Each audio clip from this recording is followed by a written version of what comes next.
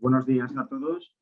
Pues desde la Comisión de Franquicias de la Asociación Española de Derecho de la Moda hemos, es un honor para nosotros organizar esta charla sobre los puntos novedosos del nuevo reglamento de exenciones sobre acuerdos verticales, que como sabéis entró en vigor el 1 de junio, o sea, es algo de rabiosa actualidad.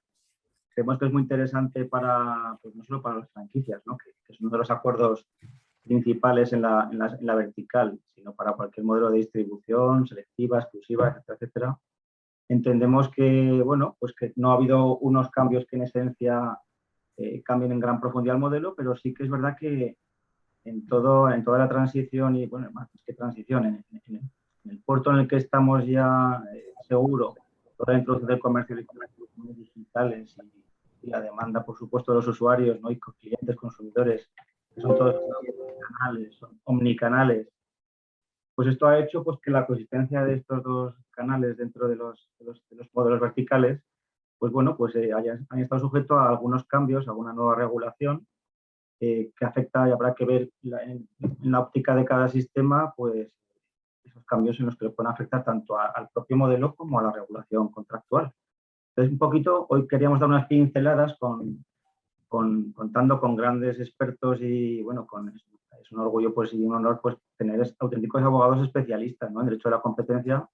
Cada uno de ellos nos va a dar un poquito una visión y trasladar parte de su gran saber en alguna de estas materias y al final dejaremos un pequeño tiempo, espacio pues, para alguna pregunta, reflexión, duda. Pues entendemos pues, que, claro, este puerto seguro que es el reglamento pues, nos va a hacer ahora a todos hasta que digamos, durante este periodo transitorio desde el 1 de junio hasta el 31 de mayo de 2023, pues nos obliga a todos a chequear, a autoevaluar, ¿no? A fijarnos en caso por caso nuestro modelo y eso sí, sin caer en alarmismos, sin caer en precipitaciones, con mucha calma y que sea para mejorar, porque esto también es una oportunidad, ¿no?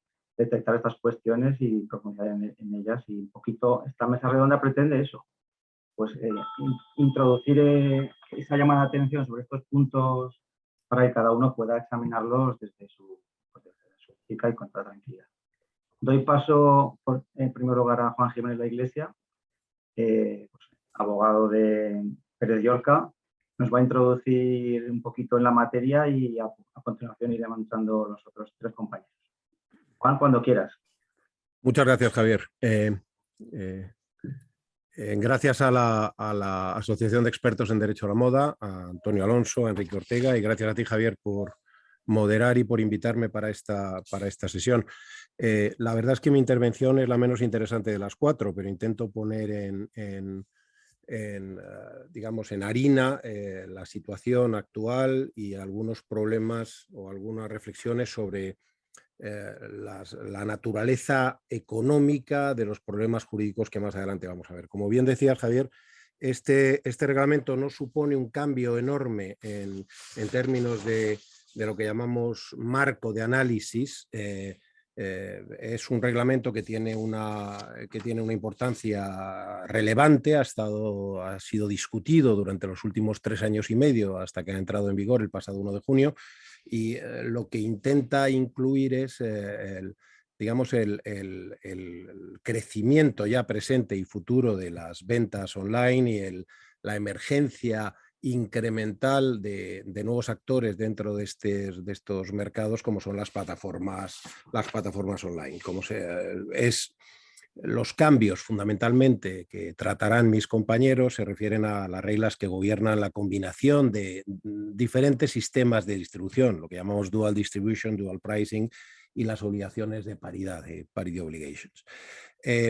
Desde un punto de vista muy introductorio, antes de pasar a lo que precisamente quiero decir, o sea, efectivamente este reglamento lo que proporciona a las partes de un acuerdo vertical cierta certeza incremental sobre la compatibilidad de sus acuerdos verticales con el artículo 101.1 del Tratado de Funcionamiento de la Unión Europea, creando una exención basada en lo que llamamos un safe harbor, un puerto seguro, un límite seguro, hasta el punto de que si ninguna de las partes tiene más de un 30% de uno de los mercados relevantes, tanto de ventas como de compras, y no existen lo que llamamos hardcore restrictions o restricciones duras, se benefician automáticamente estos acuerdos de una exención, sin necesidad de mayor análisis.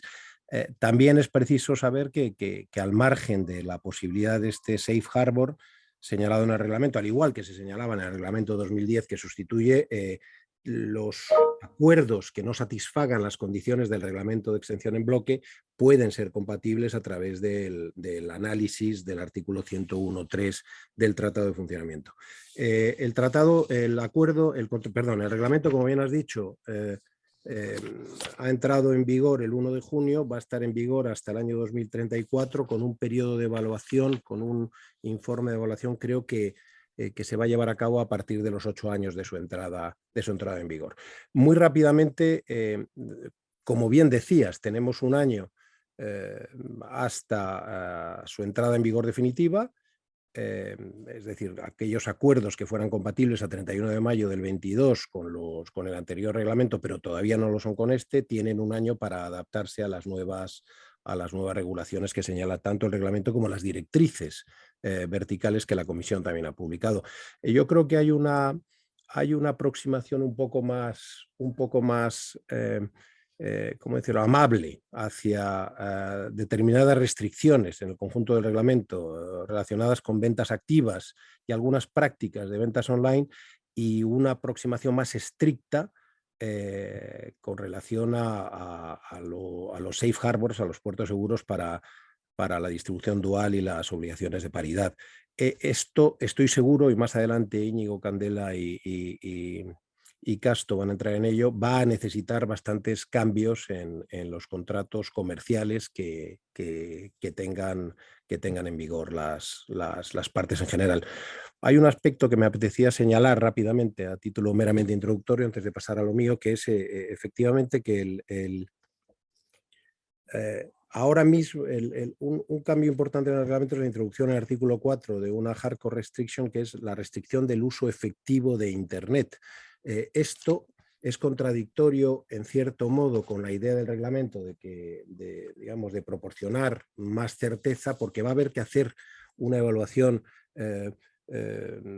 individual de lo que efectivamente pueda significar la restricción de acceso a Internet. Es un término profundamente ambiguo, pero en principio este es el marco general del nuevo reglamento, que va acompañado para algunos de vosotros que podáis tener también reglamentos o acuerdos verticales que tengan efecto en el Reino Unido, con las nuevas reglas. También entraron en vigor el 1 de junio las nuevas reglas británicas de exención en bloque de acuerdos verticales. Bueno, yo de lo que quiero hablar, si pasamos una slide, exactamente. Yo lo que quería hablar es cuál es la razón económica detrás de las restricciones y a qué propósito sirven. Una especie de introducción de por qué tenemos los tipos de contratos que tenemos y a qué razón de naturaleza económica subyacente obedecen.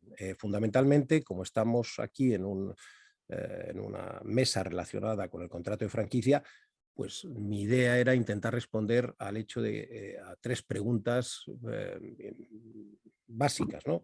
Que por qué se utiliza el modelo de franquicia, qué determina los términos particulares de un contrato de franquicia y qué determina en última instancia si un establecimiento es gestionado, es propiedad y gestionado por un franquiciador, o al final está operado por un franquiciado independiente, y en tal caso los conflictos pueden nacer.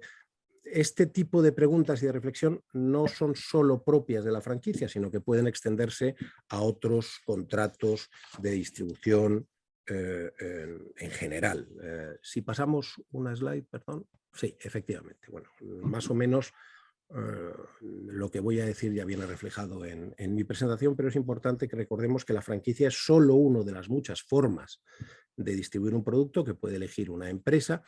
Y la franquicia es en particular elegida por 2 cuestiones. Primero, que es la que de manera más óptima equilibra la consecución de economías de escala y economías de alcance. En este sentido, la posibilidad de organizar un sistema bajo un régimen de franquicia proporciona enormes incentivos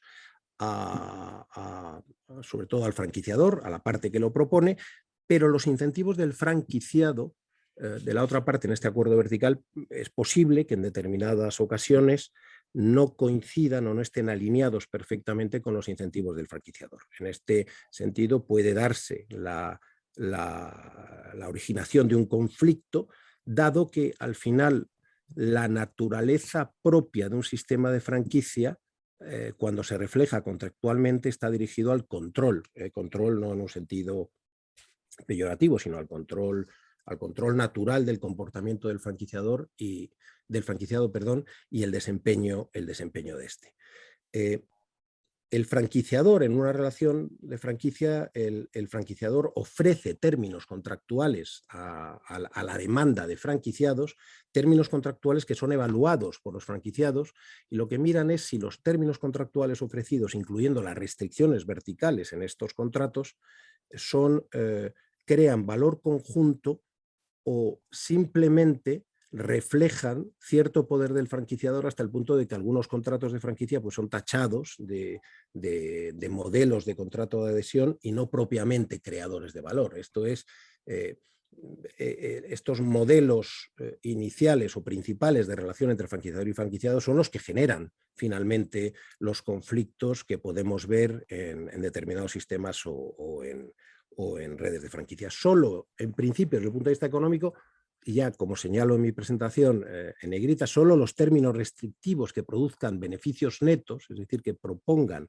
o que promuevan un esfuerzo conjunto, reduzcan las asimetrías informativas y alineen de alguna manera los incentivos de las partes, deben ser incluidos en un contrato. Esto no es así siempre, dado que lo que ocurre fundamentalmente en una relación de franquicia, y para ello están dirigidas las restricciones verticales que observamos en los contratos de franquicia, es que generalmente el franquiciado, que es compensado por los beneficios de sus propias unidades o tiendas, gran parte o una parte de esos beneficios se dirigen a otras unidades del sistema o al beneficio del sistema en su conjunto.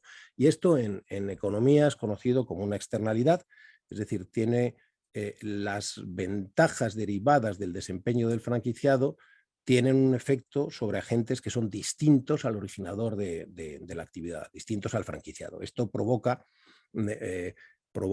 una reacción del franquiciado que en algunos casos pues puede ser contraria a los intereses del sistema en su conjunto y, por supuesto, contraria al aseguramiento del desempeño por parte del franquiciado.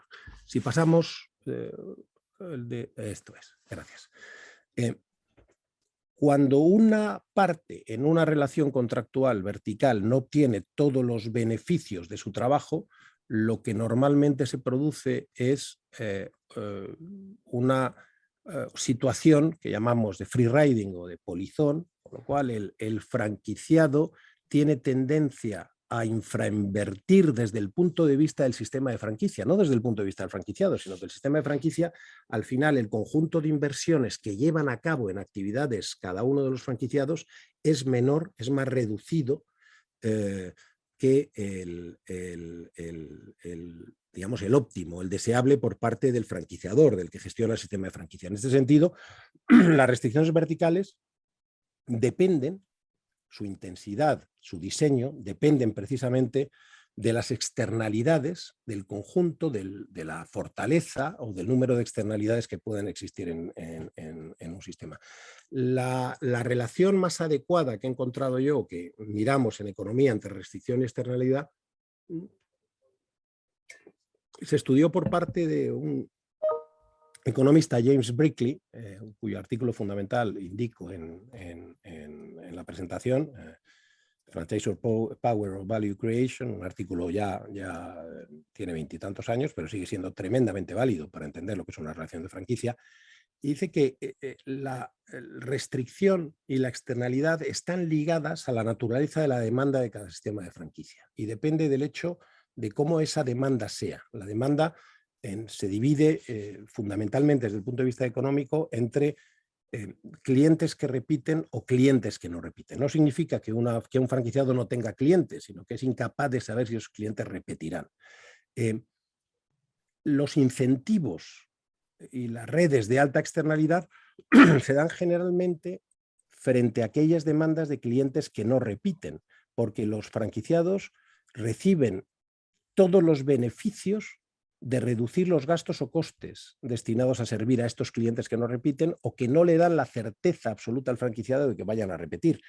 Entonces, lo normal, lo que la evidencia económica ha encontrado es que estos sectores de alta externalidad, es decir, sectores en que los franquiciados dan la mayor parte de sus beneficios a un sistema, se construyen a través de generalmente productos muy estandarizados en este tipo de industrias. Por el contrario, industrias en las que hay sistemas de franquicia con baja externalidad, los productos pueden ser diseñados muy específicamente para sus clientes y eso da más propensión a la inversión en estos clientes. Pues los ejemplos básicos pueden ser pues, redes de fast food, por ejemplo, no nos dan certeza absoluta de que estos clientes vayan a repetir. Redes de franquicia establecidas, por ejemplo, gimnasios especializados en los que conoces lo que tu cliente va a hacer o tienes la posibilidad de dirigirte a tu cliente para que éste repita, te llevan a la voluntad de realizar inversiones específicas en el cliente y en el sistema para que porque no existe una externalidad tan grande, recibes gran parte de las recompensas derivadas de tu inversión. Esto, y únicamente esto, de una manera muy sencilla y muy resumida, es el origen económico de la mayor parte de los conflictos que existen entre franquiciados y franquiciadores y de la mayor parte del razonamiento económico, como he dicho, que es subyacente al diseño de condiciones, al diseño de soluciones desde el punto de vista de restricción, puesto que si no, el problema sería absolutamente irresoluble. Es decir, si no somos capaces de reflejar esta falta de alineación en materia de incentivos en sectores de alta externalidad, lo normal es que el conjunto, el output de contratos de franquicia en sectores de alta externalidad se reduciría enormemente. A esto y únicamente a este propósito es al que están dirigidos desde el punto de vista jurídico la existencia de restricciones verticales, alinear incentivos y optimizar conjuntamente los beneficios de ambas partes. Y a esto es a lo que se van lo que van a tratar de manera más concreta y más específica mis compañeros en esta presentación. Muchas gracias. Gracias a ti, Juan, un lujo conocer tu visión. Al menos a mí me has aportado un punto de vista diferente. Eres muy amable. Te agradezco. Pues, ahora va a entrar a hablar Íñigo Ibartua, de cómo es que voy Pombo, y bueno, también nos va a un tema muy interesante. Íñigo, todo tuyo. Muy bien. ¿Me oís? Estaba activando el micrófono, espero que me oigáis bien. ¿Sí? Javier, no sé si me oís. Sí, yo te oigo bien. Perfectamente, Íñigo. Perfecto, es que tenía el micrófono apagado y ahora creo que ya está en orden. Bueno, muchísimas gracias, Javier, Enrique, gracias a la asociación. Muchas gracias, Juan, por la introducción. Yo quería comentaros un aspecto concreto del reglamento y de las franquicias, que es lo que llamamos el fenómeno de la distribución dual, que suele dar lugar a bastantes preguntas por parte de los clientes. Para eso recordemos brevemente que el marco que nos da el reglamento es un sistema según el cual, si tenemos acuerdos verticales, entre ellos los de franquicia, que entran dentro del ámbito de aplicación del reglamento, esos contratos no son problemáticos desde el punto de vista del derecho a la competencia, quedan cubiertos por el puerto seguro, que es el reglamento, siempre, como digo, que se cumplan las condiciones del reglamento, que como sabemos son esencialmente dos: que la cuota de mercado de las partes no sea superior al 30% y que el acuerdo no contenga restricciones especialmente graves en la competencia que el propio reglamento define. Decía que el reglamento se aplica a los acuerdos verticales, que el reglamento define como aquellos entre dos o más empresas que operan a niveles distintos en la cadena de producción y distribución y que son acuerdos que tienen que ver con las condiciones en que las partes pueden vender, comprar o revender. Ejemplos arquetípicos: contrato de distribución, contrato de franquicia como el que ahora nos ocupa.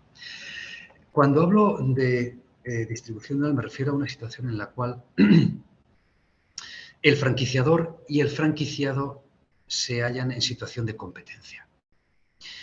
Esto ocurre, por ejemplo, cuando el franquiciador, aparte de otorgar franquicias a los franquiciados para que operen esas tiendas bajo el formato look and feel sistema del franquiciador, además ese franquiciador también opera tiendas propias o establecimientos propios, o vende directamente los productos online desde su propia página web, o quizás vende el producto también por otros canales. Pues imaginemos que el fabricante tiene un corner en el Corte Inglés que, bueno, pues es ligeramente distinto a una tienda franquiciada y allí lo vende directamente, o vende a través de supermercados o a través de otras tiendas, ¿no? Es decir, situaciones en las cuales los franquiciados están vendiendo el producto o dando el servicio al cliente final, pero a la vez el franquiciador está compitiendo por esos clientes en el mercado final a través de estos otros formatos, compitiendo con sus propios franquiciados. Esto llamamos distribución dual y da lugar a una serie de peculiaridades, porque claro,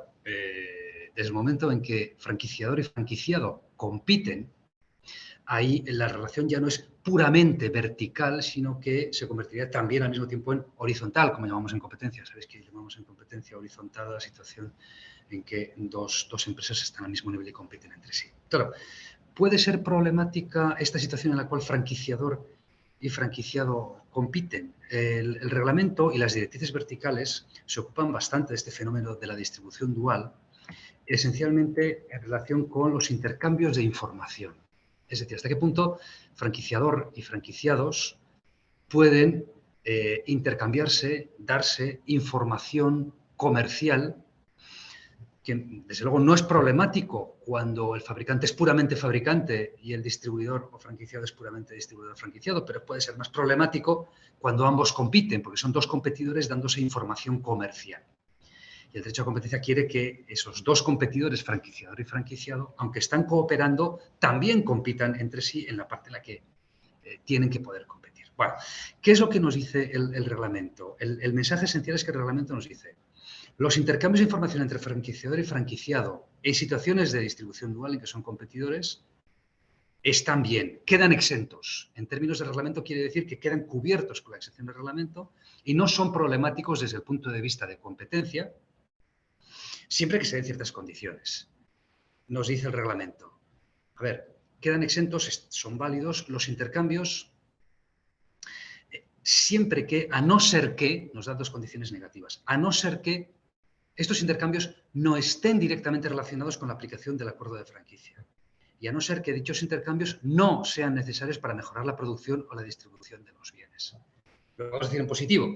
Están exentos y están bien siempre que ese intercambio de información esté relacionado con la aplicación del acuerdo de franquicia y no con otra cosa, y sean necesarios para mejorar la producción y la distribución, aparte de que cumplan los requisitos generales de 30%, etcétera, ¿no? Bueno, ¿cuándo cumplen y no cumplen estas condiciones los intercambios de información? Bueno, las directrices nos dan ahí bastantes indicaciones y nos dicen que estas indicaciones se aplican a cualquier tipo de intercambio de información entre franquiciador y franquiciado, ya sea de uno al otro, del otro al uno, en ambas direcciones, ya sea por escrito, ya sea verbalmente, ya bien esté pactado en el acuerdo esa obligación de información o no esté pactado en el acuerdo, pero se realice de manera informal o de manera voluntaria incluso, es decir, las comunicaciones puramente voluntarias de una de las partes a la otra sobre información pues, de mercado, información que pueda ser interesante para la ejecución del sistema. Todos estos son los intercambios de información formales, informales, acordados, no acordados, en una dirección o en otra, que están cubiertos por las indicaciones que nos da el reglamento y las directrices. Y a partir de ahí, las directrices de la Comisión nos dan una serie de criterios no exhaustivos, indicativos, y como veremos, un tanto generales, pero de todas formas útiles. Unos criterios, digo, para determinar si los intercambios entre franquiciado y franquiciado, estos intercambios de información, cumplen o no las condiciones que hemos dicho antes. O sea, si están o no directamente relacionados con la aplicación del acuerdo vertical o si son necesarios o no para mejorar la producción. Muy rápidamente, comento aquí algunos de los criterios, no todos, que utiliza las directrices de la Comisión en este sentido. Y dice, por ejemplo, que los siguientes tipos de intercambio de información estarían exentos, es decir, no son problemáticos desde el punto de vista del reglamento, al entender el reglamento, por lo tanto, que son intercambios que están relacionados con la ejecución del sistema y son buenos para mejorar la distribución de los productos aunque, insisto, franquiciador y franquiciado estén compitiendo ante el cliente final. A pesar de eso, se considera que no es problemático que las partes se den a lo largo de la vida del contrato información como la que sigue. Como veréis ahora, algunas son claras, otras son un tanto más ambiguas o interpretables. Muy rápidamente. Las directrices nos hablan de la información técnica sobre los productos contractuales, su certificación, su uso, su mantenimiento, reparación, mejora, reciclaje. Bueno, es evidente que toda información técnica sobre cómo vender el producto, cómo prestar el servicio, cómo preparar lo que hay que preparar, todo esto, evidentemente, no tiene ninguna implicación negativa desde el punto de vista de competencia, sino que es absolutamente necesario y lógico para operar mejor el sistema de la franquicia, ya sea de bienes, sea de servicios, sea lo que sea.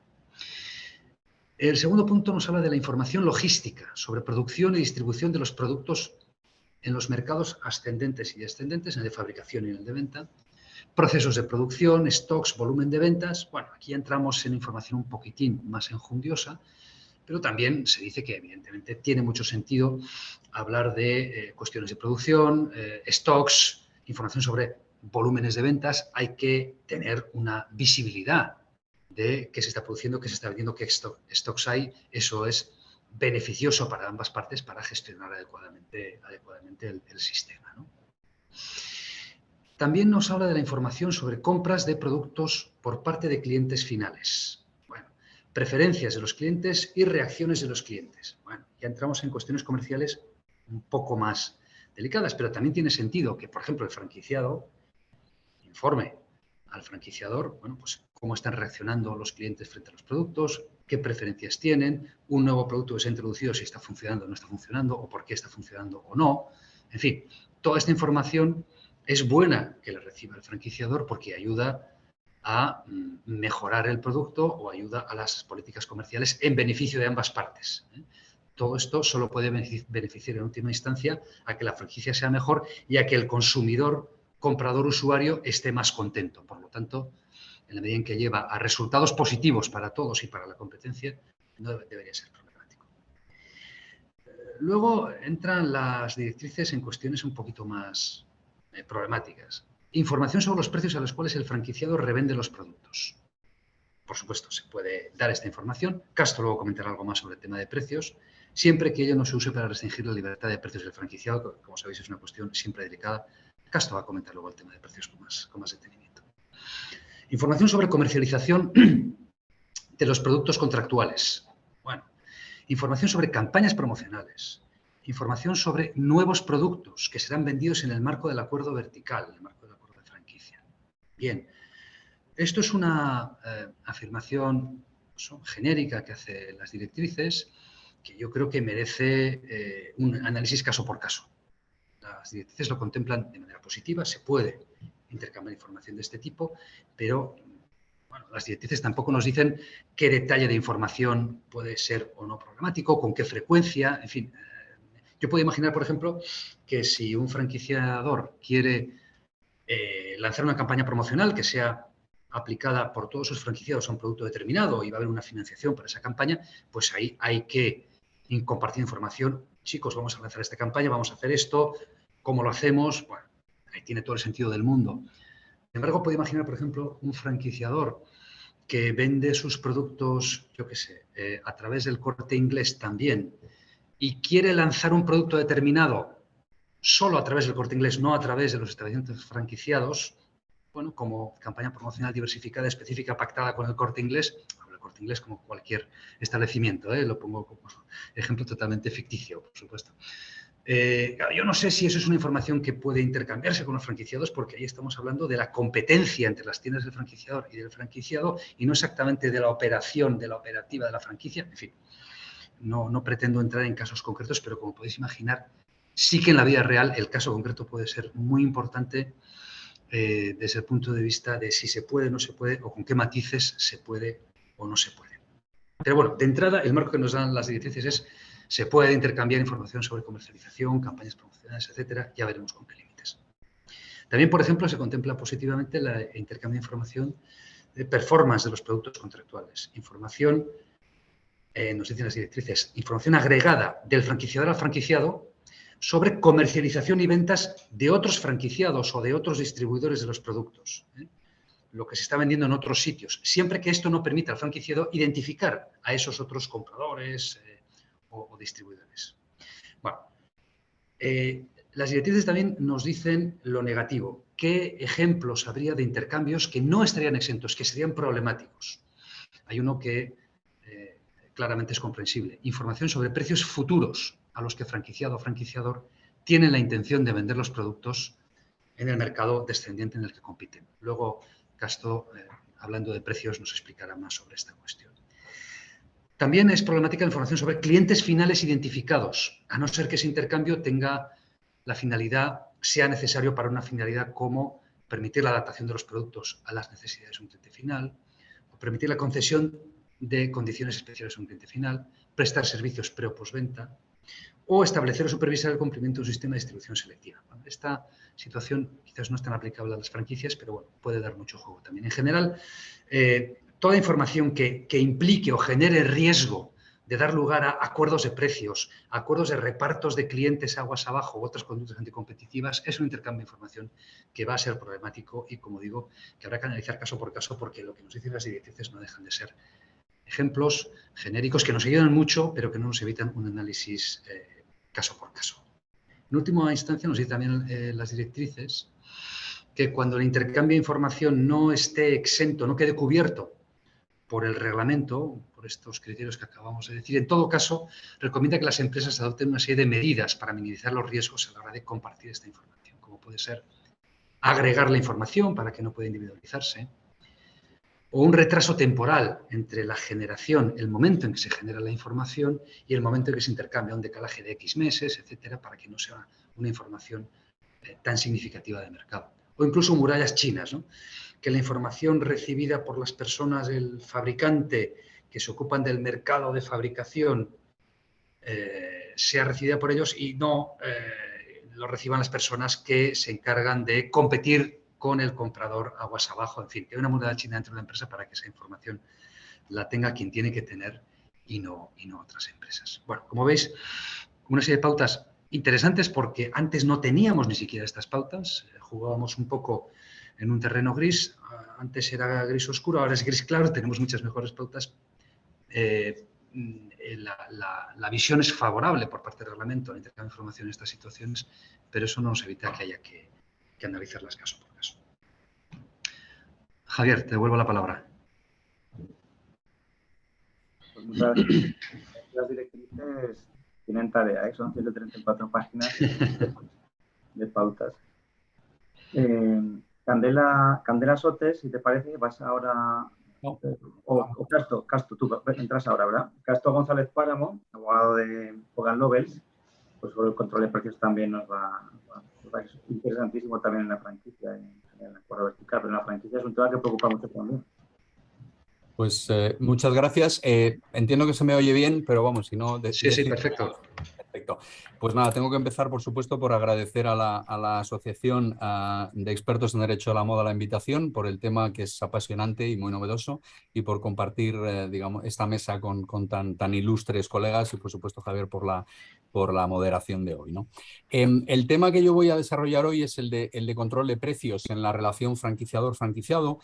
Intentaré hablar no solo del que parece más obvio y que yo creo que todos tenemos en mente, que es la imposición de precios de reventa, que es el más obvio, pero también todas aquellas circunstancias en que el reglamento y las directrices entran a valorar distintas situaciones en las que los precios, tanto desde el punto de vista de la imposición o la posibilidad de imponer o de determinar diferencias de precios para reventa online o física, o incluso la obtención de información sobre precios, todas aquellas situaciones,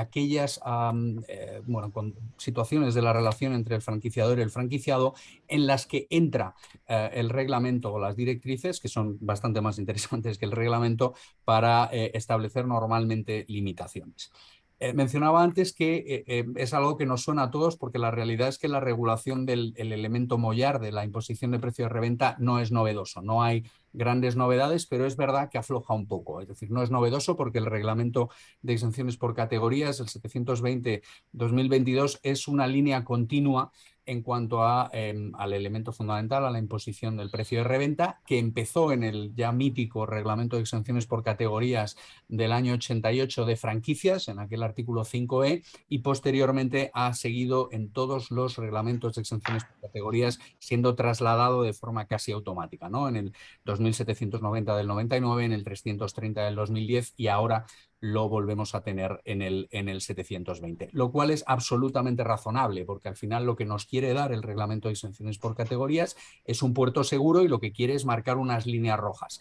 Y todo lo que tiene que ver con precios es una línea roja en derecho de la competencia y cada vez más. Aquí no aflojan demasiado, pero en el punto de vista positivo hay que agradecer que a pesar de seguir con un control muy exhaustivo de todo lo que tiene que ver con limitaciones, con control de precios en esta relación franquiciador-franquiciado, las directrices sí nos dan algunas excepciones, siempre interpretadas de forma muy restrictiva, pero que nos permiten aquilatar un poco esta súper cautela que hay que tener cuando hablemos de precios y de control de precios en esta relación entre franquiciador y franquiciado. Como digo, tradicionalmente, remitiéndome a la principal, a la imposición de precio de reventa, se ha considerado siempre, la anterior, perdón, se ha considerado siempre como una restricción especialmente grave, es decir, como decimos en competencia, una restricción por su objeto, lo cual quiere decir, por un lado, que no hay justificación posible y por otro, que tiene la inclusión de una de estas cláusulas en el contrato determina la nulidad del contrato en su totalidad, con lo cual hay que tomarlas hay pocas restricciones por su objeto en relaciones verticales, pero esta es una de las clásicas y hay que tenerla muy presente. Como hablaba Juan antes de cuáles son las razones por las que se prohíbe, bueno, se entiende que hay evidentes efectos negativos en el control de precios por parte del franquiciador respecto del franquiciado. El fundamental es en la competencia intramarca, es decir, si se establece que el precio es el mismo para la reventa del producto en toda la red de la franquicia, obviamente los franquiciados dejan de competir en precio. Pero también se decide o se entiende que hay que estos, digamos, efectos intramarca también pueden ser intermarca, es decir, en la medida en que haya cuanta mayor homogeneidad haya en las redes de franquicia que compiten entre sí, pues menor será esa competencia porque habrá un elemento, el del precio, que ya no es tan central en la competencia y porque además permitirá o fomentará una cierta colusión. Estas son las razones por las que tradicionalmente se ha prohibido y siguen ahí.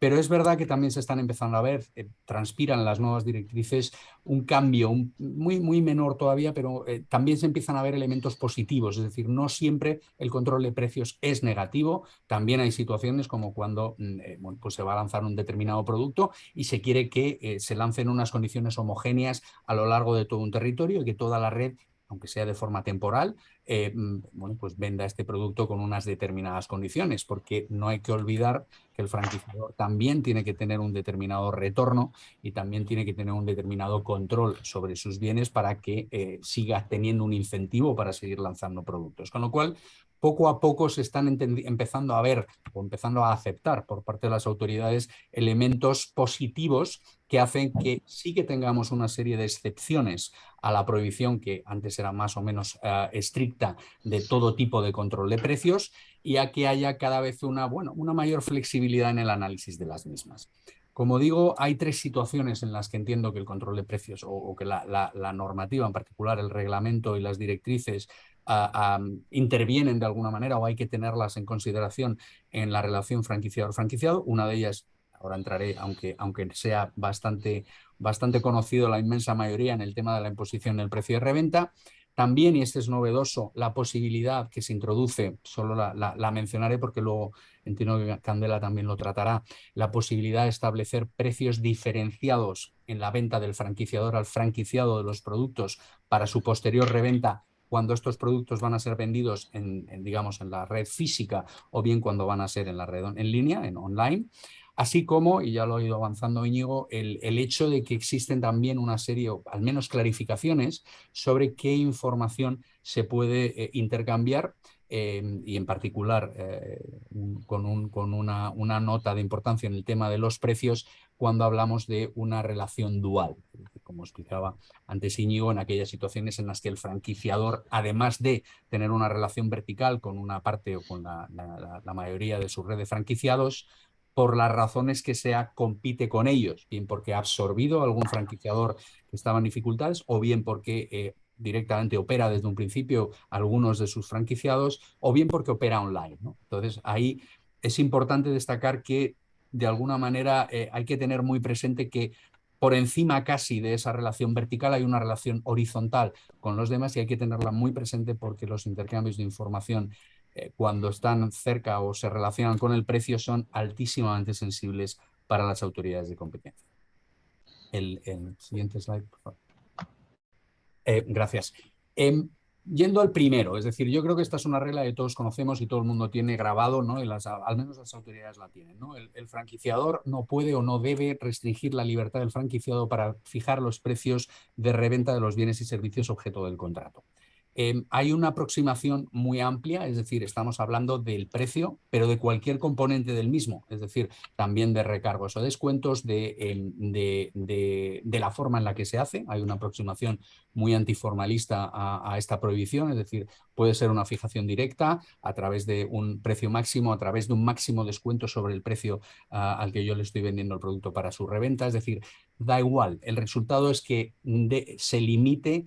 Estamos en esa situación sensible cuando de cualquier forma se limita la capacidad del franquiciador de fijar los precios de reventa de los productos que ha adquirido previamente del franquiciador. También puede ser, como decía antes, hay una aproximación muy flexible a través de forma indirecta, es decir, fijando descuentos máximos, estableciendo incentivos o sanciones por aplicación de esos precios de reventa, por ejemplo, dando unas condiciones preferenciales, dando unos descuentos o dando unos mejores condiciones de entrega, lo que indirectamente implica que al que no los aplique se le darán unas condiciones más negativas y en general todo lo que tiene que ver incluso con también con promociones, con márgenes, es decir, una consideración muy general del precio, cualquier elemento que tenga un impacto directo o indirecto en la fijación de ese precio. Pero hay dos excepciones y como siempre en las excepciones está lo interesante, ¿no? El primero es se permite la fijación de precios máximos de reventa. Esto es una herencia directa, al final un reglamento de exenciones por categoría lo que viene a decir es cómo aplican las autoridades las exenciones sobre la prohibición general de restricción. Y competencia siempre analiza estas, y esto hay que tenerlo muy en cuenta, desde el punto de vista del consumidor, con lo cual tiene que beneficiar al consumidor. Si hay un máximo precio de reventa, obviamente eso beneficia en última instancia al consumidor. Lo que no le beneficia es un precio mínimo, con lo cual, aunque lo repetimos siempre sin la coletilla, siempre hablamos de imposición de precios de reventa mínimos, porque los máximos están permitidos. Y segundo, y esto es también otra vez uno de los grandes campos de batallas, la recomendación sobre el precio de reventa está perfectamente aceptada.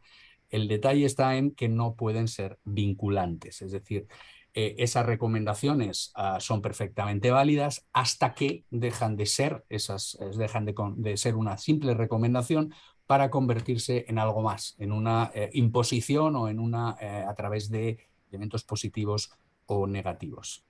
El siguiente slide, por favor. Gracias. Por lo tanto, es perfectamente legítimo digamos, la recomendación de precios, pero no debe hacerse una presión indebida sobre el franquiciado para seguir esos. Presión indebida que pueda ser directamente mediante la adopción o la simple advertencia de la posibilidad de represalias, que puedan ser interrupciones de entrega o empeoramiento de condiciones de suministro, pero también algunas actuaciones más sutiles, es decir, también se puede considerar o puede llegar a considerarse como una presión indebida un seguimiento continuado de cuáles son, de si hay digamos, respeto por esas recomendaciones de precios, cuando hay un seguimiento continuado por parte del franquiciador, seguido de algún tipo de llamada de atención, por ejemplo, aunque no haya una imposición posterior o no haya represalias posteriores, pero el mero hecho de una continuidad en esa monitorización seguido de algún tipo de llamada de atención puede considerarse como una presión indebida. Luego lo comentaré un poquito más en detalle. Tampoco, en el otro lado, en el otro extremo, se debe, digamos, eliminar ese carácter de recomendación por la vía de dar unos beneficios exorbitantes al que lo siga. Es decir, por ejemplo, si tú cumples con mi precio recomendado, pues te voy a dar unas mejores promociones, o te voy a dar el derecho a devolver los productos que no hayas vendido, o te voy a dar unas condiciones preferentes de entrega. De nuevo, porque si se supone o va de suyo que al que no los cumple no se le están dando estas condiciones, con lo cual ya estamos discriminando. Y lo que hay que respetar siempre es que hay una real y efectiva libertad de aceptar o no esos precios recomendados por parte del franquiciado. Hay una serie de excepciones que son novedosas en las directrices, que habrá que ver cómo las aplican, por supuesto, las autoridades, pero el primero es, en el caso de los precios mínimos anunciados, si por ejemplo se hace una campaña promocional a nivel de franquiciador en las que se establece cuáles van a ser los precios mínimos, en principio eso es factible, es aceptable, salvo que vaya unido a una prohibición de que el franquiciado haga o añada unos descuentos adicionales. Es decir, en la medida en que el franquiciado sea libre de añadir unos descuentos adicionales o sea libre de aplicarlos o no, en principio se consideran los minimum advertised prices, se consideran como legítimos. Perdonar el anglicismo, pero las directrices de momento solo están en inglés y tenemos que hacer una traducción un poco libre, ¿no? Asimismo, los contratos de cumplimiento. Los contratos de cumplimiento son aquellos en los que el distribuidor o el franquiciador se limita a dar cumplimiento al contrato, por ejemplo, hacer una entrega física o prestar algún tipo de servicio, pero en realidad en un contrato en el que él no ha negociado las condiciones, sino que vienen negociadas del distribuidor directamente con el consumidor. Bueno, esos son bastante habituales en algunos sectores y se considera que en la medida en que hayan sido debidamente aceptados por el cliente, no generan un riesgo tampoco desde el punto de vista de competencia. Simplemente como en el tema de imposición de precio de reventa, comentar que si bien ha sido tradicionalmente, como bien sabéis, las restricciones verticales no han sido una prioridad de las autoridades de competencia, siempre han estado, para qué negarlo, con suficiente trabajo con lo que llamamos nosotros restricciones horizontales, cada vez lo son más. Es decir, nosotros tenemos conocimiento de varias investigaciones, hasta donde yo sé, todas ellas en diligencias previas, pero sobre el tema precisamente de la imposición de precio de reventa, con lo cual poco a poco está ganando, digamos, importancia dentro de las prioridades de las autoridades de competencia, o al menos de la española, que es la que más nos atañe, ¿no? Más directamente. Con lo cual, esto es un tema que veremos progresivamente la apertura de expedientes sancionadores y será malo obviamente para el investigado, pero será bueno porque nos dará claridad sobre cómo se interpretan sobre todo estas excepciones. El siguiente. El segundo elemento de la relación franquiciador-franquiciado es, como ya venía avanzando, es la posibilidad de establecer precios diferentes para la reventa online y física. Ha sido también tradicionalmente un elemento esencial de toda la regulación de restricciones verticales que las limitaciones, las restricciones a la venta online de productos se consideraban casi per se una restricción grave de la competencia, ¿no? Entonces, en principio, esto continúa siendo así, es decir, de hecho, las directrices le dedican una parte muy importante a hablar de la distribución, de forma un tanto curiosa, casi restringen más las limitaciones que pueden imponerse a la publicidad que a la propia venta online, pero esto sigue siendo una línea roja. No obstante, se permite la fijación de precios diferenciados cuando ese producto va a ser objeto de reventa en el canal online del canal físico. Ahora bien, en la medida en que estamos hablando de algo nuevo, y habrá que ver cómo lo evalúan las autoridades, hay dos condiciones muy importantes. La primera es que esas diferencias deberán estar objetivamente justificadas, y ya avanza que la justificación debe ir relacionada con la diferencia de costes que en este caso el franquiciado, tiene en la venta online respecto de la venta física. Es decir, no valdrá simplemente establecer si me permitís la expresión, a ojo de buen cubero, diferentes precios, sino que habrá que justificarlos y tendrán que estar justificados en atención a la diferencia de costes. Y segundo, que incluso si se justifica esa diferencia de costes, ello no genere un impedimento de la venta online. Es decir, por ejemplo, estableciendo precios mayores a la venta online que hagan imposible que ese distribuidor, que ese franquiciado compita efectivamente con el, por ejemplo, en una relación de distribución dual. Respecto a cómo se puede implementar, nosotros, por ejemplo, porque puede ser complicado, es decir, yo no tengo por qué saber a priori a qué voy a dedicar o en qué canal se van a vender estos productos, ¿no? Con lo cual, bueno, creemos que no habría ningún problema, por ejemplo, en hacer ese cálculo o ese análisis a posteriori, es decir, yo te vendo a un determinado precio, asumiendo que se va a vender todo en físico, si luego posteriormente hay unas ventas que se pueden justificar por el canal online, pues se puede aplicar a posteriori algún tipo de ajuste de precios. Gracias. Y por último, el tema de los intercambios de información, que ya nos ha explicado muy bien Íñigo. Básicamente, simplemente yo me voy a centrar en la parte de intercambios de información que afecten a precios.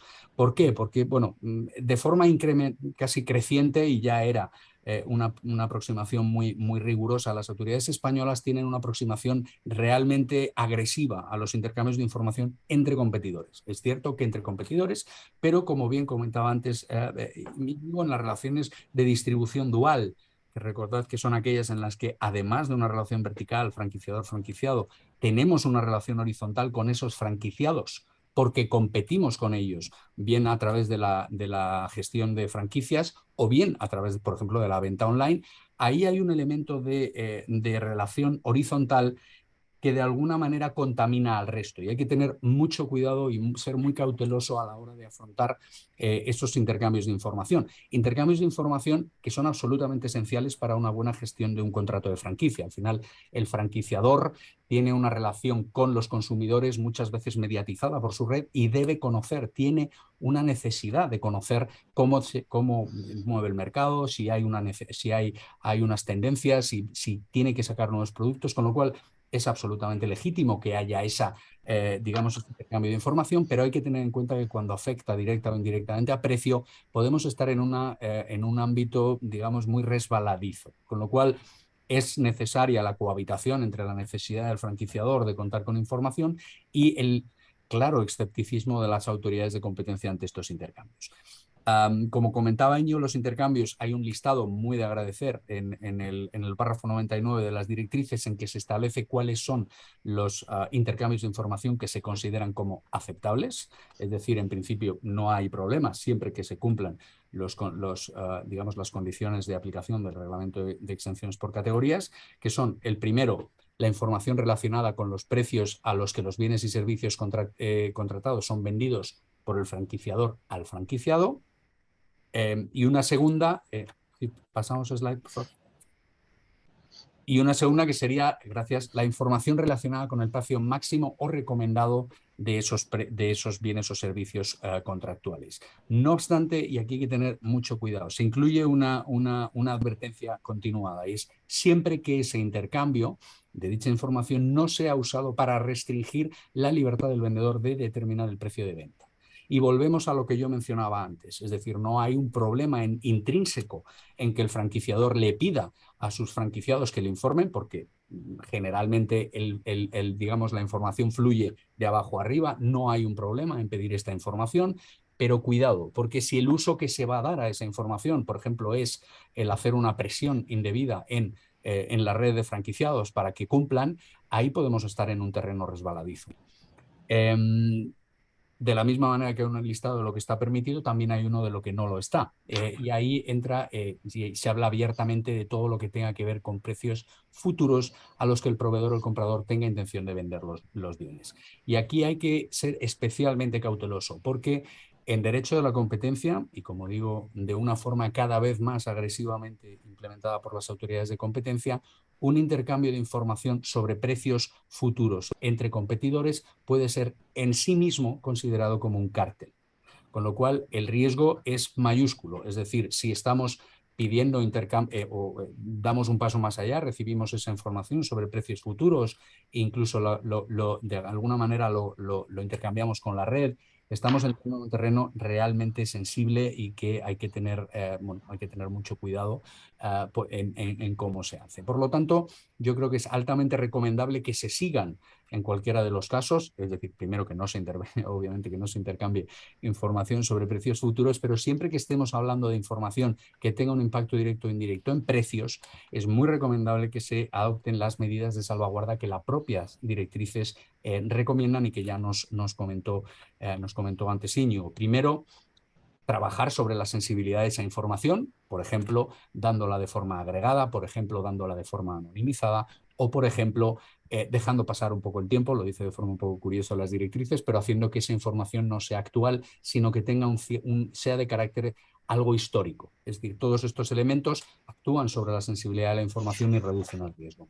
O segundo, estableciendo murallas chinas o non-disclosure agreements, es decir, estableciendo límites o controles al flujo que esa información tendrá una vez ha llegado al franquiciador. Y lo dejo. Encantado de cualquier duda que podáis tener al respecto. Pues Castor, fenomenal, la verdad es que es un tema denso, es un tema denso.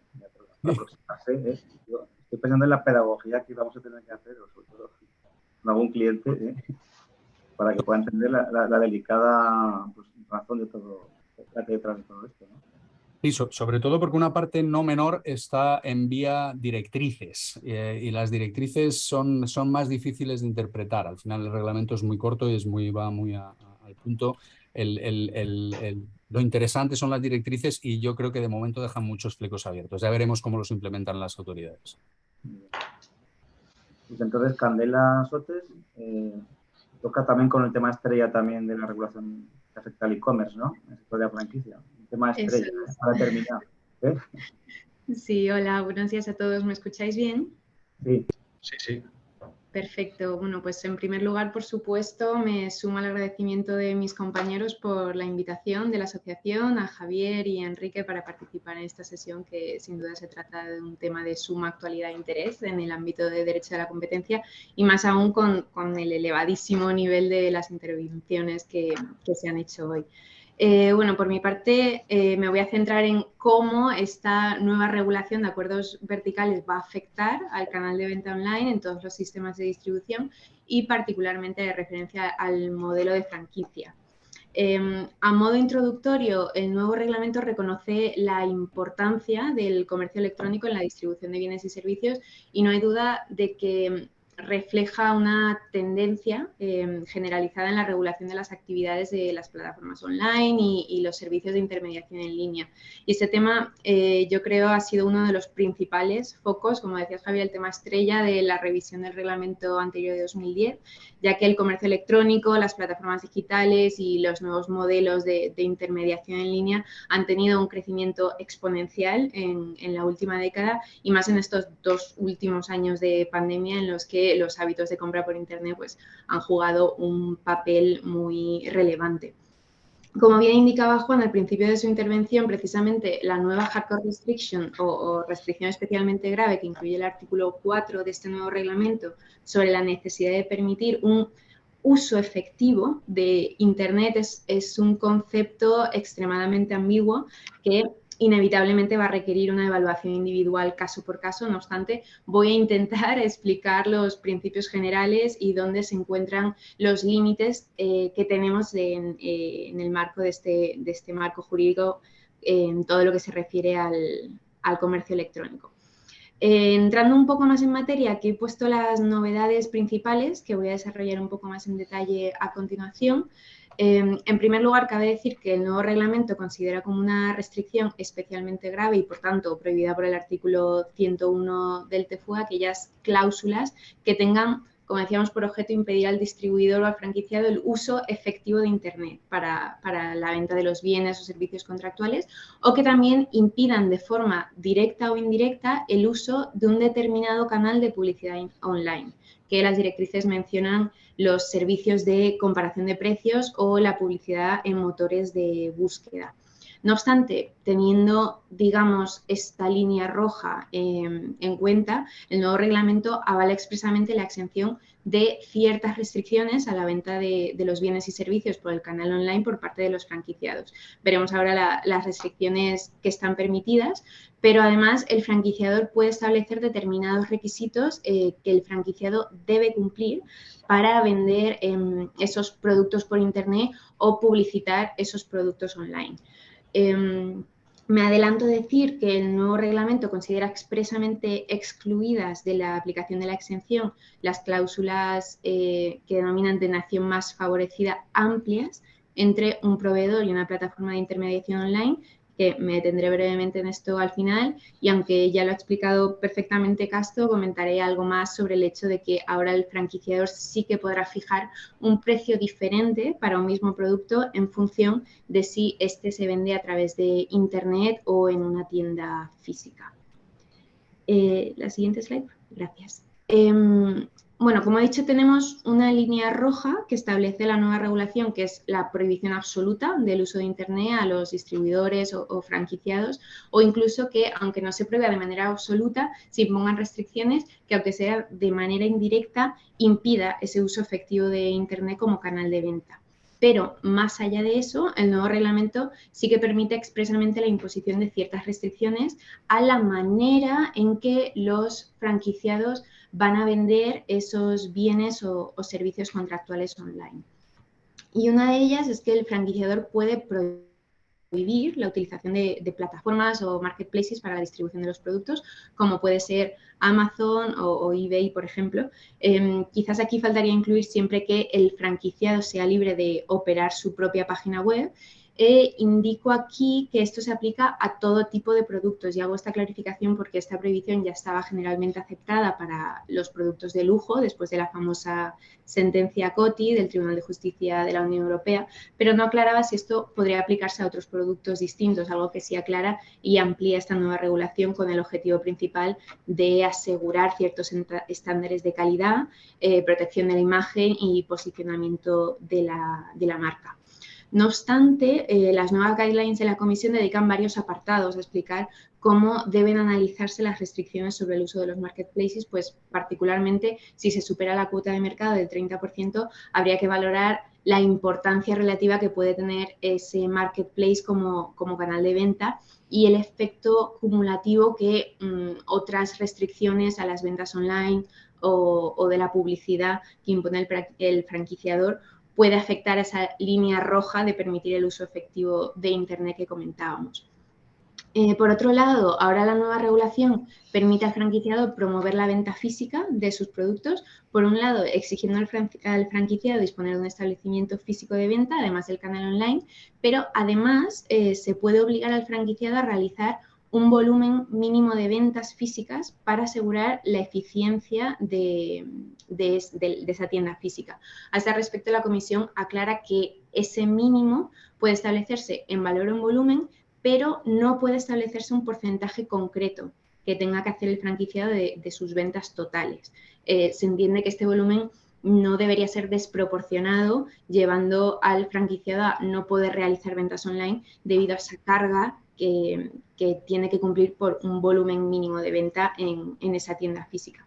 De hecho, el propio reglamento dice que no deben beneficiarse de la exención esas restricciones a las ventas por internet cuando su objetivo sea directamente reducir de manera significativa el volumen agregado de las ventas online o la posibilidad de que los consumidores compren por internet. Siguiente slide, por favor. Gracias. Por otro lado, en cuanto a las restricciones de la publicidad online, decía que el franquiciador ahora puede establecer determinados requisitos que el franquiciado debe cumplir para poder vender esos productos online o publicitar por internet. Pues bien, a este respecto, las nuevas directrices establecen que se pueden establecer determinados requisitos de calidad o apariencia en la página web del distribuidor o franquiciado, así como requisitos mínimos relacionados con la forma en la que se deben visualizar esos productos o la propia marca en la página web. Y en lo relativo a la publicidad online, se pueden exigir igualmente el cumplimiento de determinados requisitos de calidad o la inclusión de cierta información que determine el franquiciador en los anuncios que se hagan, así como que no se utilicen los servicios de publicidad online de determinados terceros proveedores que no reúnan pues esos requisitos mínimos de calidad establecidos, o que directamente no se use la marca del proveedor en el dominio, aunque esto último no tendría mucho sentido en el modelo de franquicia. Además, en relación con la publicidad online, cabe mencionar el hecho de que la nueva regulación aporta una mayor claridad en lo que se consideran ventas activas y ventas pasivas. Pues el anterior reglamento de 2010 no contenía una definición clara para su diferenciación y en ocasiones podía provocar inseguridad jurídica de que se consideraban unas ventas activas. Pues ahora la Comisión ha introducido una serie de explicaciones o indicaciones que precisamente pretenden facilitar la interpretación del artículo 4 del reglamento sobre restricciones especialmente graves respecto a estas ventas activas en los modelos de distribución, y se indica cuándo el empleo de medios publicitarios debe considerarse como una venta activa. Aquí, aunque insistimos, siempre debe analizarse en cada caso concreto, se considera que el factor determinante es saber si esa publicidad ha sido personalizada para la promoción de los productos, es decir, si está dirigida específicamente a un determinado grupo de clientes o territorios, y sobre esa base se incluyen expresamente como ejemplo de ventas activas, estas que tenemos aquí, el uso de servicios de comparación de precios o publicidad en motores de búsqueda que claramente se dirijan a clientes de determinados territorios o un grupo específico de clientes, que se opere un sitio web con un dominio correspondiente a territorios concretos, que en las guidelines en inglés se denominan top level domain, o incluso que se utilice en una página web lenguas de uso común en algunos territorios cuando ese idioma sea diferente del que se utiliza habitualmente en el territorio en el que está establecido el vendedor. Como excepción a esto, las directrices aclaran que algo ciertamente que resulta lógico es que el uso del inglés en sí mismo no es indicativo de una venta activa, ya que se presume su comprensión en toda la Unión Europea. Y bueno, en conclusión, lo que dice el reglamento es que las restricciones de la publicidad en línea pueden beneficiarse de la exención siempre que no tengan por objeto, bien de forma aislada o en combinación con otros factores, impedir el uso de un canal de publicidad online en su totalidad, como especifican los servicios de comparación de precios o la publicidad en los motores de búsqueda. Precisamente en la siguiente slide, aquí quería detenerme a hablar sobre las herramientas de comparación de precios, porque hoy en día es una herramienta muy utilizada por gran parte de los consumidores para realizar compras por Internet, y la Comisión le dedica también varios apartados en sus guidelines. Se entiende que los servicios de comparación de precios no son un canal de venta online, sino un canal de publicidad online, pues estos servicios al final permiten a los vendedores aumentar su visibilidad y generar tráfico para su tienda online. Es decir, permiten a potenciales clientes encontrar a los vendedores mediante la comparación de diferentes productos y diferentes ofertas para un mismo producto. Y es que, a diferencia de los mercados en línea, estos servicios no suelen ofrecer una función de compra, sino que simplemente redirigen al cliente a la tienda del vendedor, facilitando así pues, el inicio de transacciones directas. Por lo tanto, aplicaríamos las reglas que hemos visto sobre las restricciones a la publicidad online, es decir, se pueden beneficiar de la exención ciertas restricciones que regulen el uso de estas herramientas, como, por ejemplo, que se cumplan determinadas normas de calidad de la web o calidad de los proveedores que presten este tipo de servicios de comparación de precios. Sin embargo, hay que tener en cuenta que, por ejemplo, una restricción a la hora de proporcionar información sobre precios o que se condicione su uso a la obtención de la autorización por el franquiciador puede suponer un impedimento a la utilización de estas herramientas de comparación y considerarse como una restricción grave de la competencia. La Comisión menciona algunos factores relevantes que deben estudiarse para evaluar estas restricciones, particularmente en los casos en los que las cuotas de mercado de las partes superan el 30%, que bueno, son estos que tenemos listados aquí, como la posición del mercado del proveedor y sus competidores, la importancia de los servicios de comparación de precios como canal publicitario de esos productos, el tipo y el alcance de las restricciones que se imponen y si el franquiciador también impone restricciones a la capacidad del franquiciado para utilizar pues, otras formas de publicidad online que de manera acumulativa podrían llegar a mermar la capacidad de hacer ese uso efectivo del que tanto hablamos del canal de venta online.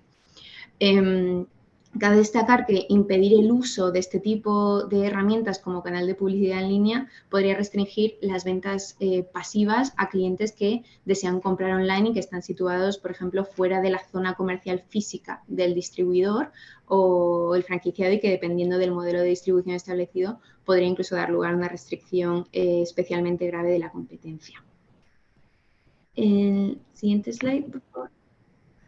Vale. También quería hacer referencia brevemente a las cláusulas de nación más favorecida porque una de las novedades que trae consigo el nuevo reglamento es que el artículo 5 excluye expresamente de la aplicación de la exención las cláusulas de nación más favorecida denominadas como amplias entre el proveedor y una plataforma de intermediación online. Es decir, estas cláusulas amplias bueno, son generalmente impuestas por proveedores de servicios de intermediación en línea y constituyen pues, cualquier obligación, sea directa o indirecta, que impida al usuario de esos servicios de intermediación ofrecer bienes o servicios a usuarios finales en condiciones más favorables mediante servicios competidores de intermediación en línea.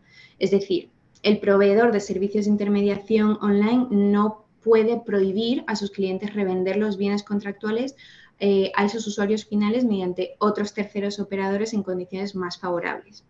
Pero, en cambio, expresamente se dice que las cláusulas de nación más favorecida, que se denominan estrechas, estarían cubiertas por la exención, que son aquellas que solo exigen condiciones equiparables con respecto a la que ofrece el canal directo de ventas del propio comerciante. Y esencialmente, el reglamento dice que no deben quedar exentas las restricciones respecto de las cuales no pueda suponerse con suficiente certeza, al menos, que generen eficiencias. Y no se presume que la existencia de eficiencias de las obligaciones de paridad minorista afecta directamente a los consumidores finales.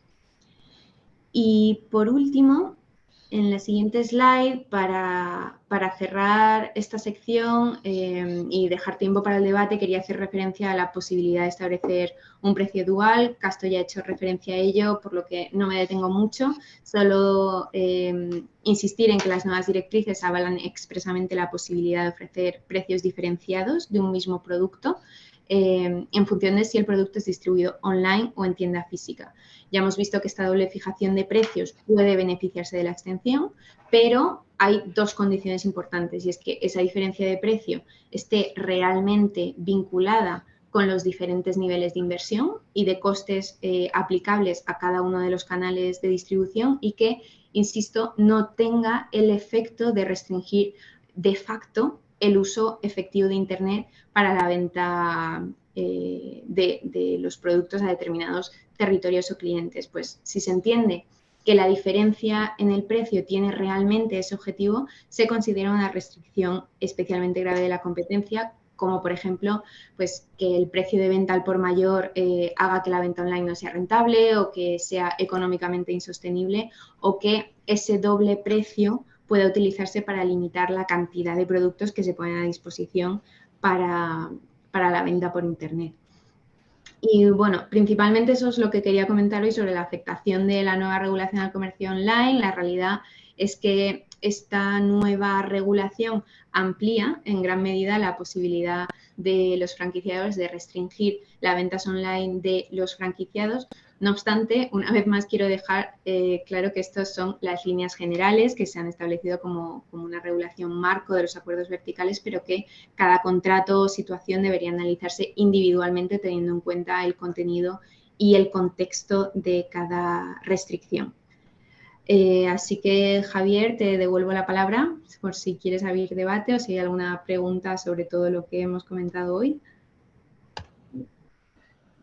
Gracias, Candela. Más que preguntas, no sé si tema de debate a mí se me ocurren varios, ¿no? Pero claro, es verdad que hay tantas cuestiones, verdad, que han quedado un poco, vamos, que son ambiguas realmente. Por ejemplo, a nivel de central de franquicia, cuando en la web de la central de franquicia, claro, das cancha a los franquiciados también para posicionamiento, incluso captación de leads, ¿no? O para promoción, incluso venta directa, claro. Allí se categoriza al franquiciador como un servicio de intermediación online híbrido, ¿no? ¿No, Candela? Un poco, esto yo creo que se me da preocupación porque hay que hacer una autoevaluación muy estricta, muy exigente. Sí, efectivamente hay que hacer una autoevaluación muy exigente. También se dejan muchos flecos abiertos en las nuevas guidelines. Como decía Castro, en el tema de precios, aquí principalmente se regula en las guidelines. El reglamento únicamente hace referencia a la posibilidad de establecer ciertas restricciones y no hace realmente una descripción de las mismas. Entonces, bueno, el ámbito de aplicación es muy amplio y vamos a tener que mirarlo específicamente caso por caso. ¿Y creéis que la CNMC va a estar muy encima, pues a corto plazo, de esta cuestión? ¿Has corrido este primer año de transición o...? Sí, sí, es un comentario. Los primeros pasos un poco, pues, para dar un poco de claridad, ¿no? La jurisprudencia todavía tardará en entrar a estas cuestiones, ¿no? Si me permitís un comentario sobre esto, yo me hago eco de lo que antes comentaba. ¿Sí? ¿Me oís bien, Javier? Sí. Me hago eco de lo que antes comentaba Castro, en el sentido de que yo sí creo que las autoridades de competencia están atentas a estos temas. Es curioso que algunas de las cuestiones que se han incorporado al reglamento y a las directrices, en realidad, provienen de la doctrina que ha fijado la Comisión Europea en algunos casos que ha decidido recientemente. La Comisión Europea, entre el año 2016 más o menos, hasta el 2020, ha tratado una docena de casos de restricciones verticales, donde, bueno, ha dado lugar a una serie de contenidos que ahora podemos ver reflejados en las directrices, ¿no? Y de hecho, cuando la Comisión inició esta nueva tanda de casos, ahí hay casos de distribución de bienes, de servicios, hay casos de licencia de marca, que es una cosa también bastante curiosa, en fin, temas verticales. Cuando la Comisión inició esta tanda de casos sobre acuerdos verticales, yo creo que llevaba como 15 años sin hacer la Comisión ni un tema de verticales.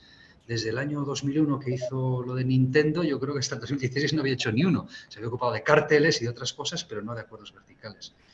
Y además todos esos casos, yo diría que todos se han zanjado con unas reducciones de multa bastante importantes, de 40-50%, a través de settlements, los cuales pues, la Comisión ha mostrado, digamos, una actitud bastante benevolente a la hora de sancionar y de llegar a settlements con las empresas, pero ha dejado marcados ya una serie de pautas que ahora están en las directrices y que reflejan que todo esto ya viene de una actuación de la Comisión en relación con verticales que hace mucho tiempo que no hacía y para la cual yo creo que ya ha cogido carrerilla y está activa la Comisión y, por supuesto, como decía Castro, la CNMC. Yo creo que sí es un ámbito en el cual las autoridades están activas, las autoridades de las comunidades autónomas también y, por lo tanto, pues hay que estar muy atentos al tema de compliance. Hay un año para adaptarse al reglamento, pero vamos,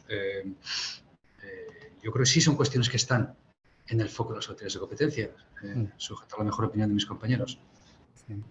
No, yo iba a comentar que un poco ahondando en lo que he dicho, me consta que la autoridad ya venía intentando solventar esta situación en la que no le había hecho, la realidad es esa, no le había hecho excesivo caso y además la mayoría de los asuntos que habían llegado de verticales se habían cerrado en terminación convencional, con lo cual no hay demasiado acervo sobre lo que las autoridades españolas creen. Yo creo que la Comisión Europea seguirá poco a poco, porque es verdad que no tiene muchos casos, pero yo creo que el ámbito de las restricciones verticales es más nacional que otra cosa, por razones de extensión de las conductas, etcétera, con lo cual yo creo que vamos a ver más intervenciones de las autoridades nacionales, de la CNMC en nuestro caso, y además también vamos a ver, que yo creo que es otra tendencia que se ve cada vez más, mayor coordinación entre las autoridades, es decir, ya tienen lo que se llama el European Competition Network, que se pone inmediatamente, se informan de lo que se está investigando, y yo no descartaría, de hecho, alguna de las investigaciones en las que digo que de las que hemos tenido conocimiento venían de otro país, y yo creo que se va a incidir mucho en cuando una autoridad entienda que, digamos, hay una determinada conducta vertical en ese país. Veremos que las autoridades empezarán a investigar esa misma conducta en sus países, porque al final, sobre todo en el mundo de la franquicia, cada vez es más europeo, es decir, la implementación es nacional, pero las grandes franquicias están en todos los países, con lo cual yo creo que sí, va a haber, ya venía cogiendo carrerilla la autoridad, pero esto yo creo que le va a dar todavía más empuje a la intervención de la CNMC en particular en el mundo de las restricciones verticales. Yo lo que sí que espero y confío, vamos, que claro, la franquicia es una fórmula con grandes beneficios y sin muy poca litigiosidad. Entonces, yo creo que el prisma en el que se tiene que examinar también una cuestión restrictiva, ¿no? En el acuerdo vertical de la franquicia quizás no tenga que ser el mismo que el de otras fórmulas de colaboración empresarial, ¿no? Y al final creo que la franquicia en España, pues que es una fórmula consolidada, bueno, en Europa. Pero yo, vamos, personalmente creo que merece un enfoque quizás un tanto, si me permitís, con más cariño respecto a estas cuestiones, ¿no? Porque al final los beneficios, como decía al principio Juan, ¿no? De la franquicia, la economía de escala, ¿no? Todo este tema de la externalidad. Al final yo creo que objetivamente están ahí, ¿no? Están ahí. Y claro, atacar los cimientos o las columnas, los pilares del sistema con algunas de estas cuestiones, la evolución que está teniendo el comercio digital, pues puede ser muy peligroso en general, ¿no? Para el sistema. En este caso de franquicia, no sé qué pensáis, ¿no? Pero... No. Yo diría una cosa, quizá un poco en contradicción con mis compañeros, que estoy de acuerdo en que en realidad al final la acción de las autoridades de competencia autonómicas y nacionales y la CNMC en particular pues tiene un enfoque también un poco expansivo, pero es verdad lo que decía Íñigo respecto de la ausencia de casos relevantes verticales. Yo creo que desde un punto de vista económico es tan indiscutible que el efecto de las restricciones verticales es mucho menor, digamos, en términos de efectos sobre la situación de competencia efectiva. En mi experiencia, y os pasará a vosotros, yo he tenido muchos casos verticales que han sido resueltos de manera privada siempre. O sea, son problemas entre franquiciador y franquiciados o asociaciones de franquiciados, pero que nunca o casi nunca las partes han entendido que haya que desbordar o que saltar al ámbito de la denuncia, de la queja administrativa o la queja ante la jurisdicción. Yo creo que lo que fundamentalmente esta modificación del reglamento vertical apunta es a una herramienta más, posiblemente las autoridades de competencia, para disciplinar, sabemos a qué tipo de actores, que al final es fundamentalmente plataformas tecnológicas y formas de comercio online contra las que posiblemente el conjunto de herramientas pues no sea suficiente, y esta es una herramienta más que puede permitir. Pero vamos, yo en general, y me creo que vaya a haber más actividad en esta materia, pero siempre he tenido la sensación de que las autoridades de competencia sentían cierta vergüenza a la hora de considerar este tipo de problemas como excesivamente complejos. En mi opinión, simplemente por apuntar los casos que conozco, que en su inmensa mayoría, por no decir en su totalidad, son denuncias. Quiero decir, lo que sí estoy de acuerdo es que las autoridades de motu propio no acabo de verlas investigando sistemas de franquicia que no sean como consecuencia de una denuncia, pero que las denuncias están ahí, tienen que investigar, con lo cual, además, al final las denuncias siempre son por lo mismo, ¿no? Por imposiciones, restricciones, con lo cual al final tienen un ámbito muy limitado de investigación. Pero es verdad que no veo a las autoridades de oficio abriendo casos, es más respondiendo reactivamente a denuncias. No sé, sí es verdad que el tema de las plataformas va a ser importante y ahí se centra mucho el reglamento y las directrices, ¿no? De hecho, incluso se dice, todo esto que decimos de la distribución dual no se aplica a las plataformas marketplace. No se aplica, evidentemente, porque es una situación distinta, pero el reglamento se ocupa de recalcar, ¿no? Que una situación de en que una plataforma vende y además organiza un marketplace para que vendan terceros, no es una situación de distribución de las que estamos hablando, sino que tiene otras peculiaridades y ahí inciden mucho las directrices, ¿no? Todo el mundo online y el mundo de plataformas, desde luego, es uno de los ámbitos en los cuales estas directrices sí que nos dan, digamos, más elementos o más claridad con respecto a lo que antes teníamos, ¿no? Y ahí puede haber, bueno, movimiento, ¿no? En el mundo online sobre todo y relacionado con plataformas. Sí, estoy de acuerdo que hay una tendencia cada vez mayor de las autoridades de competencia que incluyen la CNMC en la investigación de grandes tecnológicas. Entonces, yo creo que la vinculación de las tecnológicas a las restricciones que posiblemente se puedan implementar en el comercio online puede tener una gran afectación en las próximas investigaciones que podamos ver. Pues se va a plantear también un problema ahí del nebis in idem, ¿no? Después de las sentencias últimas de Bpost y tal, a ver cómo funciona, porque claro, las grandes plataformas, ¿no? Van a estar sujetas a marcos regulatorios de diferente tipo, no solo competencia. La Digital Markets Act pues también contempla más o menos lo mismo, ¿no? Prevención de distorsión de la competencia por parte de gatekeepers, etcétera. En fin, en Alemania creo que el Bundeskartellamt tiene hasta competencias específicas en materia de competencia para actuar sobre plataformas, ¿no? Bueno, ahí puede haber una concurrencia de aplicación de varios regímenes que habrá que ver el principio de nebis in idem cómo se controla también, pero bueno, esa es otra historia. Ahora, pero para mí esto es interesante, Íñigo. O sea, la herramienta de la que carece la Autoridad de Competencia Española es cualquier acción sobre problemas relacionados con consumo. Porque es propio de las comunidades autónomas que tengan esta capacidad. Y generalmente la Autoridad de Competencia Española se reserva en determinados mercados la posibilidad de utilizar algunos cada vez más, esto sí que lo estoy viendo yo en crecimiento de casos, cada vez más artículos un poco ambiguos para atacar problemas relacionados con consumo, que pueden estar muy relacionados con sistemas también de relaciones verticales con la franquicia. Por ejemplo, para mí equívoco uso del artículo 3 de la Ley de Defensa de la Competencia, por ejemplo, en la portabilidad eléctrica, que al final te abre un expediente o la dirección de la parte regulatoria de energía o te lo abre la dirección de competencia, con lo cual esta situación, esta confusión, esta proliferación de herramientas ante las que usan diferentes formas de justificación es lo que me parece que puede dar lugar a más casos relacionados con el tema que nos trae hoy aquí, ¿no? El artículo 3 merece una sesión aparte también, ¿eh? Estoy de acuerdo.